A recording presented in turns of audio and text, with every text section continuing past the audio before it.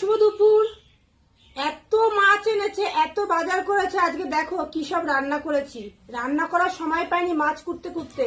এই যে এখানে আলু ভাজা, কাঁকড় ভাজা, আর করে নিয়েছি শুকনো লঙ্কা ভাজা, এখানে পুঁটি মাছ কটা ভেজে নিয়েছি। আর সত্যি করে বলো, আমার এই স্যালাডের থালাটা কেমন লাগছে, মানে স্যালাডের থালাটা কেমন লাগছে দেখতে? খুব সুন্দর লাগছে না? তো চলো, এখানে তো দেখিয়ে দিলাম, আর একটা ছোট্ট আচারের বই নিয়ে নিয়েছি। আর এর মধ্যে কি করেছি চলো দেখিয়ে দিচ্ছি। এই দেখো কি করেছি। এই যে আলু সেদ্ধ, তোমাদের দাদা ভাই আজকে খেতে আসবে না, তো তাই জন্য আমি দুপুরবেলা আমার জন্য এইসবই রান্না করেছি। পটল সেদ্ধ,